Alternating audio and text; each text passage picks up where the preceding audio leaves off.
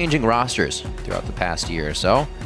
And maybe that Hecarim towards the top lane, a safe, strong lane that could provide some aggro, but you can get the same out of this Gnar, which is why it is being flopped back and forth.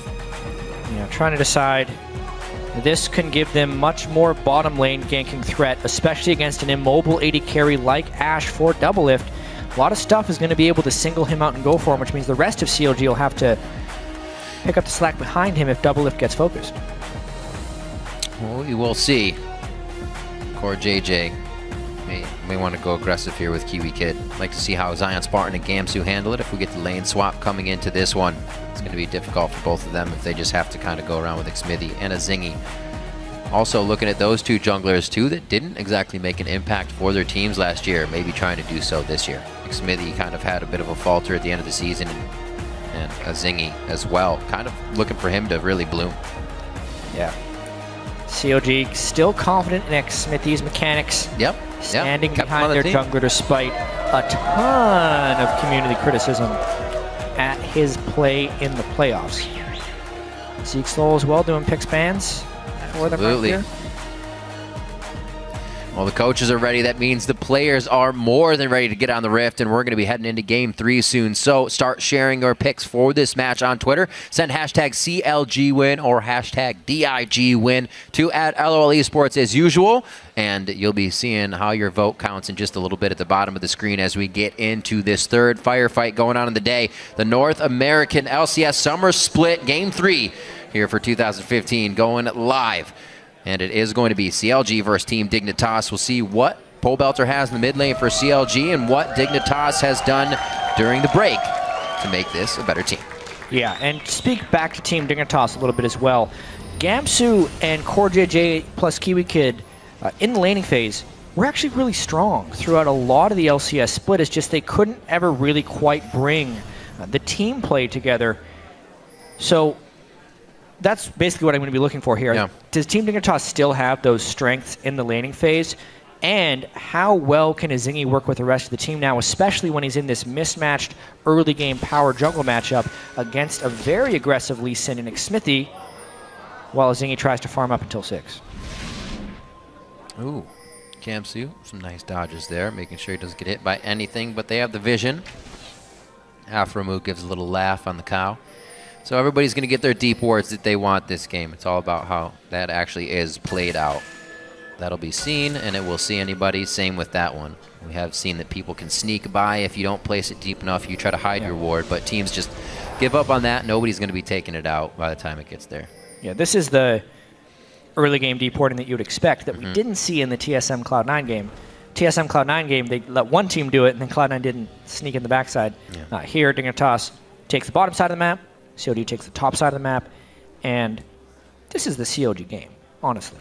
When they were near the top of the North American LCS standings throughout pretty much the entire spring split until they collapsed down the stretch, they were out lane swapping people and beating them that way. So it makes sense that they want to do a lane swap game here. Very true. It was usually that Morgana that they would pick out in the early game. You can still get great ganks with an Alistar, no problem there. But it won't be the dark binding, so Aftermove taking a very tricky route to get these in. It'll be very interesting to watch. Wow, they're taking 1, 2, 3 camps right away. So Xmithie's going to have to run straight down to his next jungle. This will be interesting, actually. I wonder if they're going to make a run. I was going to say, I wonder if Xmithie's going to make a run for his own red, but that would be far too dangerous because they're jungling to the strong side of the map for them, which is where their AD carrying their support is. Immediately, Kiwi Kid should actually go down and get some control in the red side jungle to prevent Xmithie from making it down there.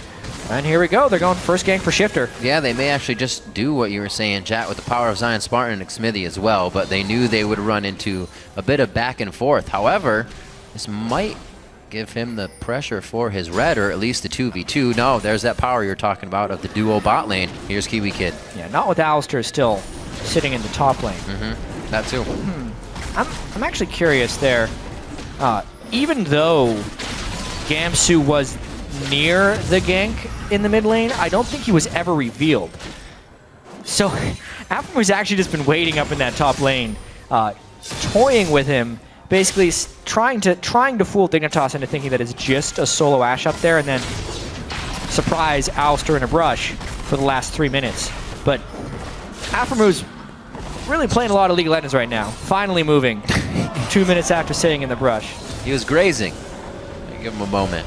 There we go. Eating the grass out of the brush. So he's revealed. He is now revealed. Starting to use a few of those relics as well along the way. I think his first reveal was for that siege. This is actually really important. Let's see how CLG can pull off this lane swap timing. They want to catch Team Dignitas before they can get to the turret, because this is a giant wave crashing and Team Dignitas wants to collect it. But Team Dignitas is slow on this rotation, meaning if they try and make the run for it, they're going to die. Oh, so that's a little antsy. Huge CLG wave they're going to miss. Gets what they want, right, and Dig misses that. Oh, but now that they're revealed around the turret, this will be interesting. 3v4 in between the turrets. What a game. Yeah, it's all about how many CS CLG can deny here at the turret. Team Dignitas wants to make the move up, but they don't want to risk the 4 members from CLG right here. Meanwhile, CoreJJ is freezing, but it's not the same level of trade. That's a giant wave that CLG has been able to deny, as well as a bunch of people's time. Still looking for a little more out of this as well. Why not? The wards are there if you keep the pressure on. Make it hurt as much as possible. Zion Spartan backs. He is now teleporting to the bot lane, and CLG did get their swap. And that's what you were talking about before, Jat, trying to get the swaps in their favor, catch somebody in transit. Unfortunately, it didn't work that time. Back down to the bottom lane. Let's see CoreJJ match up with Zion Spartan here. Smithy just grabbing crab control as he knows he's going to be on the backside of a Zingy somewhere. And that trouble be pretty nice. Looks like the smite has actually going over to Smithy if you already grabbed that one. Yep, going to try and deny him as much as possible. It's interesting seeing CLG just kind of go back to exactly what they were winning with in the regular season.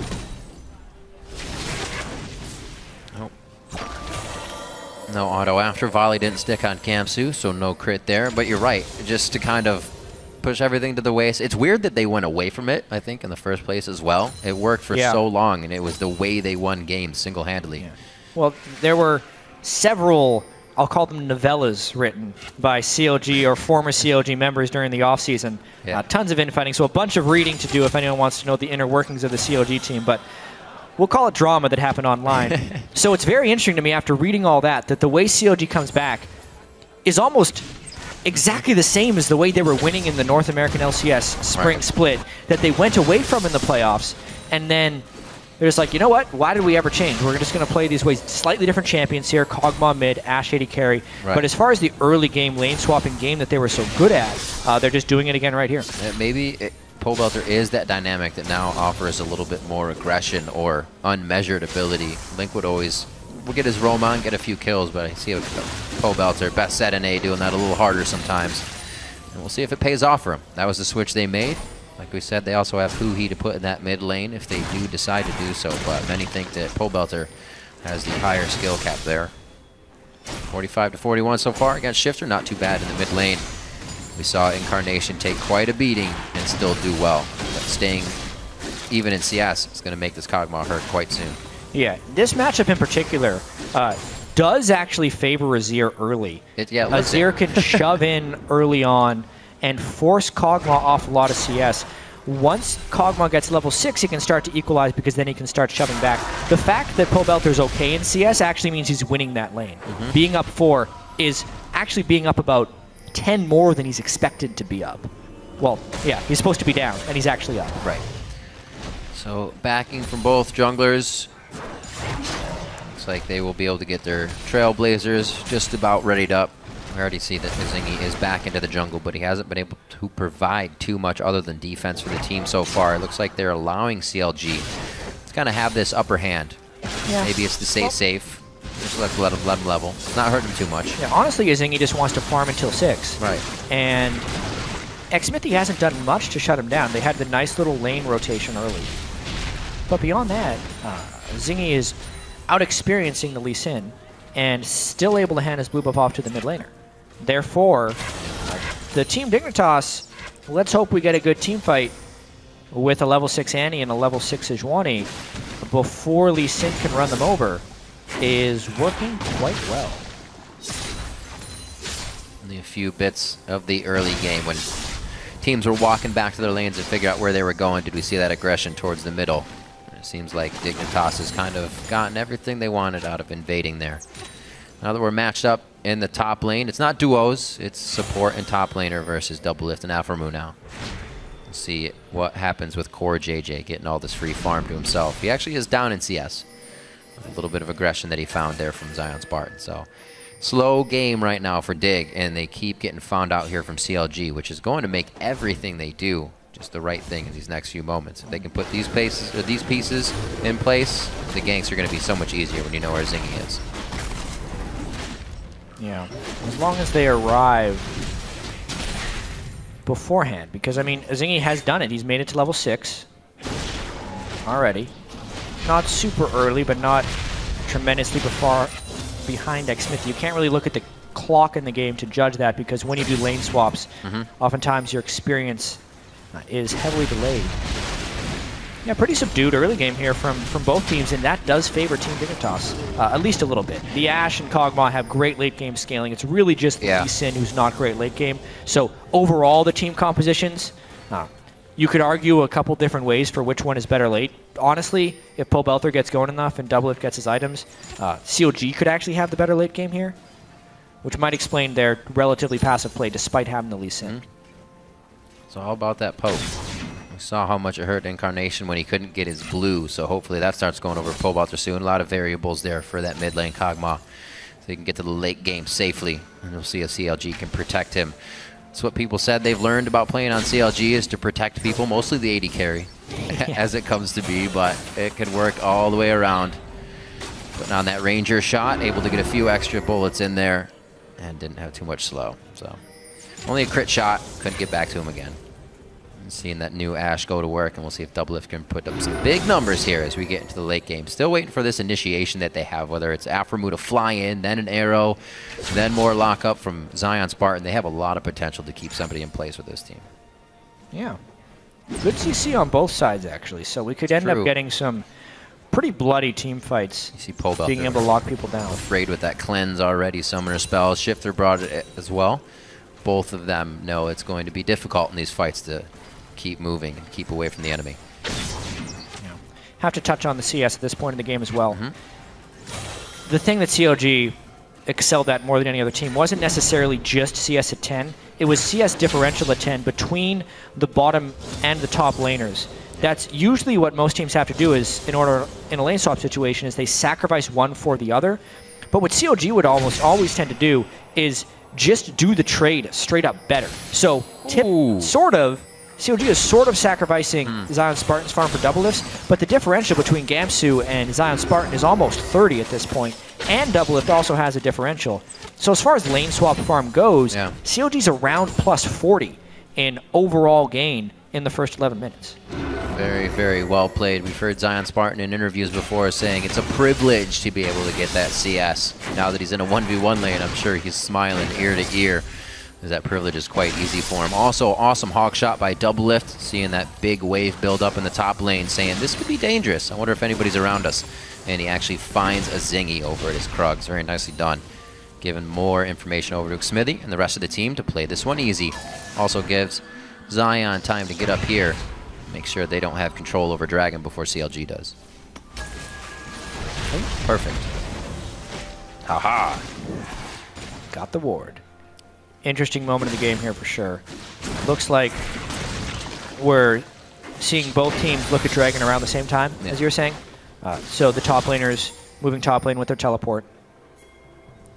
CLG not able to pull a huge advantage from the lane swap. They haven't been able to get any roam kills with Lee Sin and Alistar, which is somewhat disappointing by CLG early game standards. Right. Meaning they're probably going to have to get some of their kills from a team fight, where if Kiwi Kid has his way and gets right initiation, may be fairly difficult for CLG at this juncture. Although, of course, all CLG really needs is a level 11 Kog'Maw with Luden's Echo, and then they can start the pre-fight poking forever. Seems so far away, though. That first blue buff, never given to the midder. Well, Pobelter will get one soon. He'll be fine. We'll see what that tier actually is for him right now. 349 out of 750, so he's got an okay clip on that. And it shouldn't be too bad. Shifter trying to push that lane up. Looks like he's actually going to go grab his blue. here's Sejuani. Safe. Whoa! Oh, indeed. Tibbers goes right down to double lift. He leaves Aframu there. He knows he will be all right, even with the Fate's call. No problem. CLG is going to just walk out of this one with Rush Hour safe and sound. Yeah, both summoners burned from double lift and from Kiwi Kid. I really liked what Aframu did there, using his Unbreakable Will and then walking forward so the double lift wouldn't get caught in the Glacial Prison. Means Alistair doesn't take much damage, and double lift hopefully gets to continue his farm.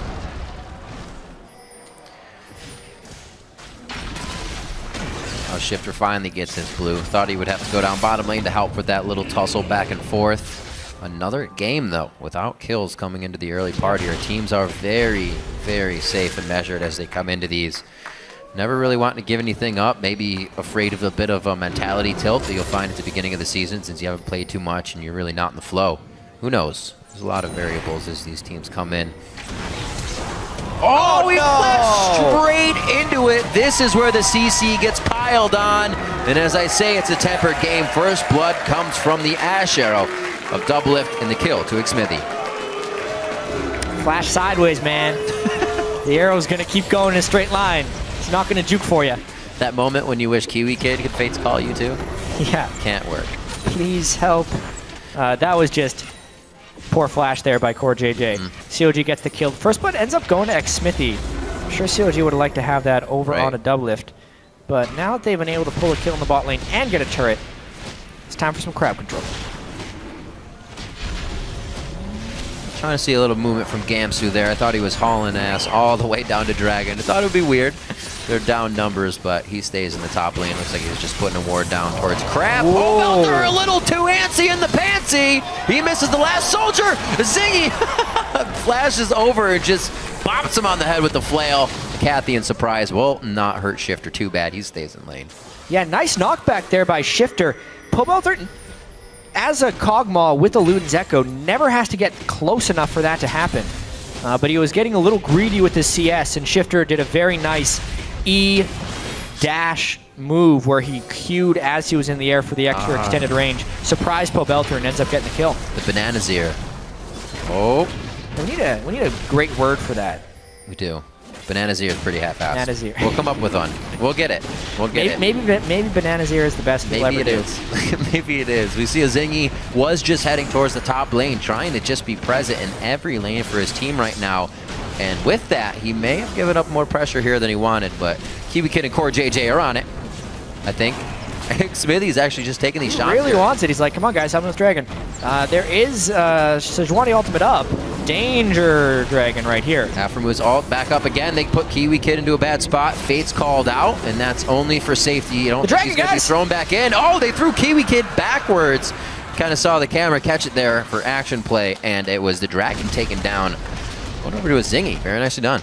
Yeah, so first Dragon for Team Dignitas. Yeah, the turret went down to the top lane, but not because of what was happening at the Dragon Pit. It's actually a big advantage when you can have the same number of investors in a Dragon fight, and one team gets it without suffering any real dangers as a result of having people there. So Team Dignitas down in gold thanks to the turrets, but that's mainly from the lane swap. The Dragon could maybe keep them in the game. Not too much damage onto Pobelter just yet from those sand soldiers. That global hawk shot, though. Yeah, it's going to be paying off big. Look, Aframu moving in, easily able to place a ward without hesitation there, and then the rest of the team can move on that action instantly. They don't have to wait. They get a few hits onto the turret. That hawk shot definitely being used to full effect here by double lift, even only for a few bits of advantage. We have Gamsu, Zion Spartan back in the top lane. One level difference here, and that's going to be another ultimate that Gamsu does not have a level of it. Zion Spartan's fighting with double lift in the middle, the arrow's up, and he's waiting on the side to fire this off. Just wait for it. Fog of War arrow. Shifter. Yep. Oh! Ah! Success! No, not really. They don't get any turret damage because of that. Just missed the flights on the end of the arrow. Yeah, so CLG does have the level 11 with Pobelter on the Luden's Echo, so they're trying to set up camp here in the mid lane. They just need to be able to successfully land some poke and get people off the turret. They did get Shifter off the turret, which you can see now, Team Dignitas even using their Rangers Trailblazer Smite to clear it off, which ends up being enough. There we go. Something about this Team Dignitas team, having Kiwi Kid on Annie creates just so much pressure because you know at any moment he'll go and make that initiation.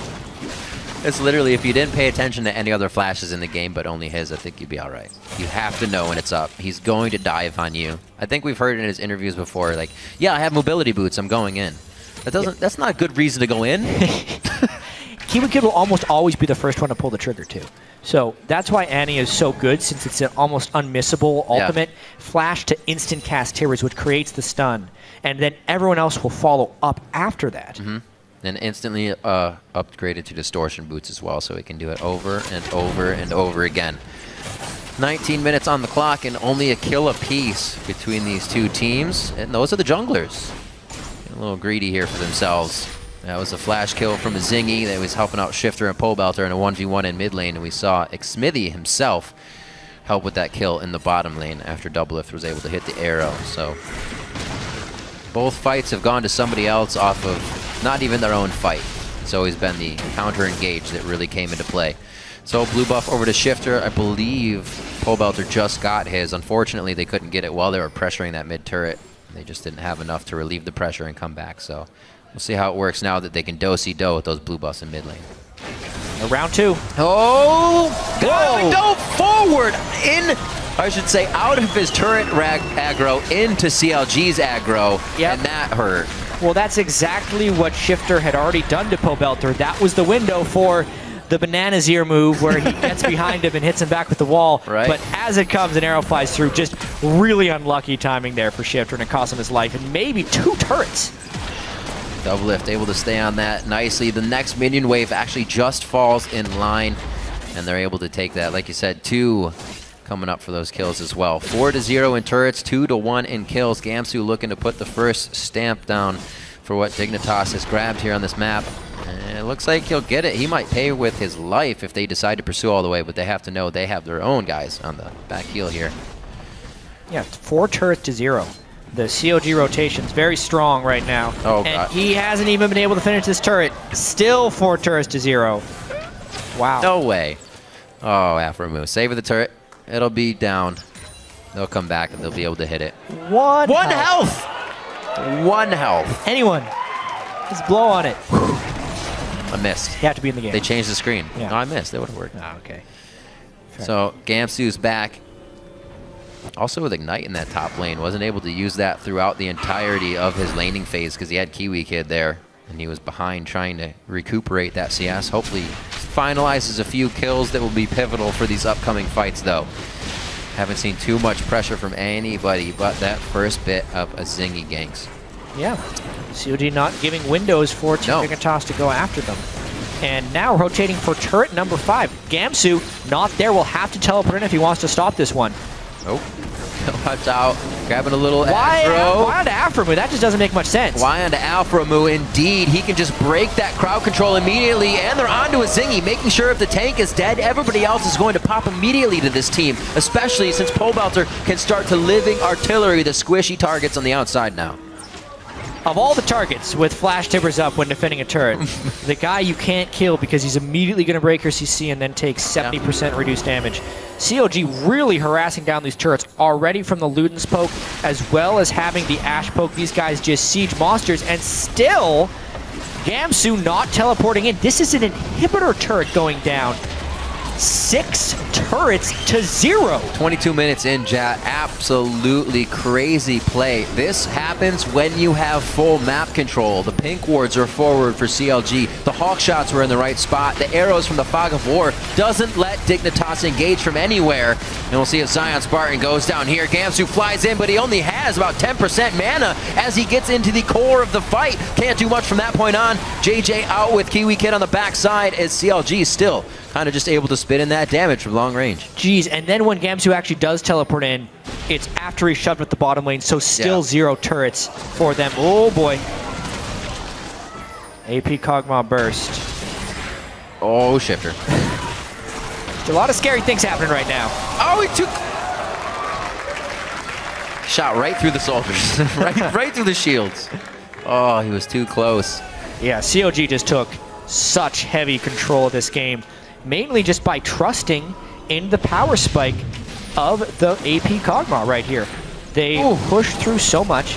Team Dignitas could not find the right initiation. Look at that. Sejuani ultimate on his Zion Spartan, so the front line doing its job there for CLG. Gamsu only ults one person back, the Aframa who didn't have his ultimate, so he goes down.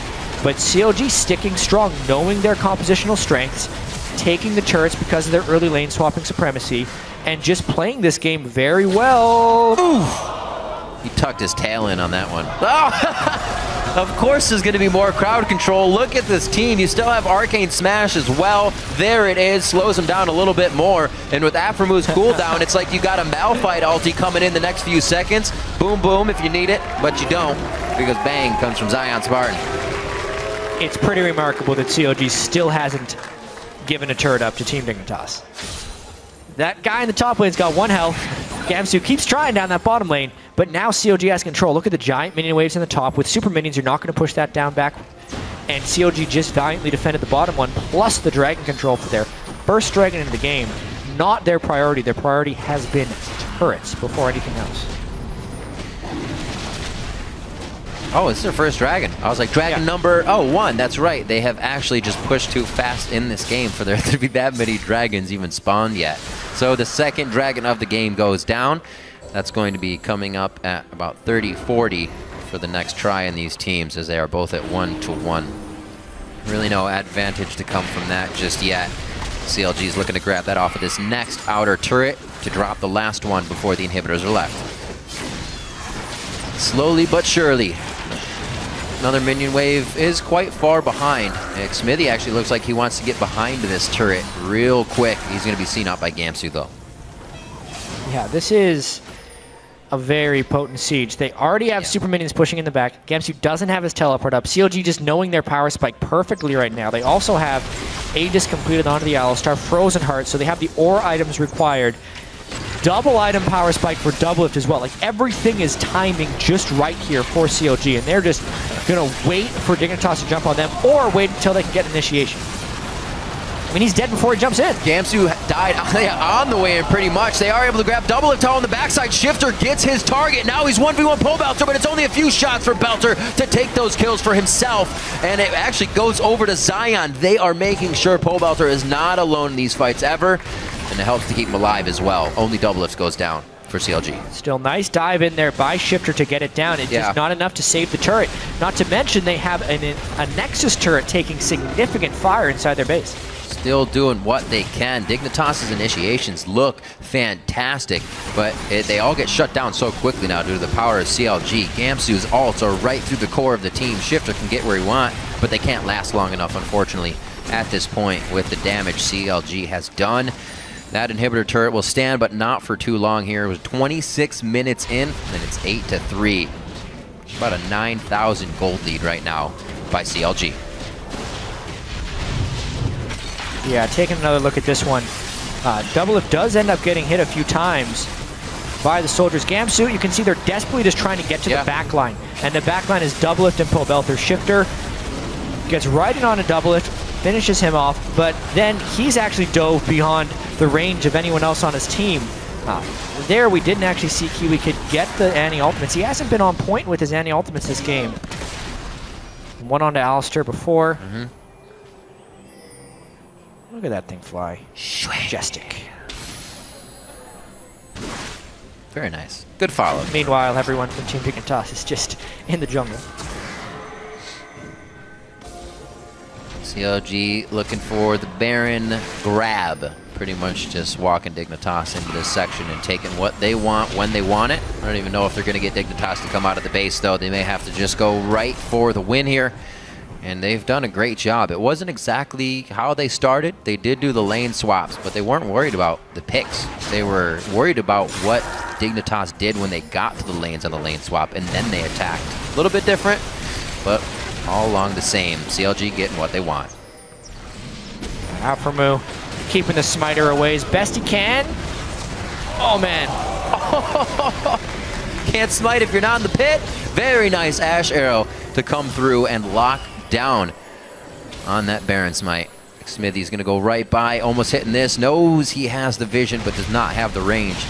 And CLG look to set up the offense one more time. The Baron now, the cavalry, to help out the minions. They actually may get one more back in here. Why not? Let's see what they grab. Yeah, Double Lift had enough gold to build a Last Whisper straight off. So it's definitely worth that. Yeah. Pobelter picks up another Elixir of Sorcery. That's his second of the game. The extra mana regen from that is actually pretty important for Kog'Maw, who just wants to poke spam. Even with the blue buff, you can still run yourself out. So as much mana regen as you can get. And yeah, it looks like CLG is going to be setting up for the inhibitor sweep. Team Dignitas is going to have to engage them before they get poked out. Yep. So Dignitas, I feel like if Dignitas wants any chance here, they have to fight almost immediately. And they definitely can't get caught out of position. They're trying to push that top wave. So close to taking the turret down. What?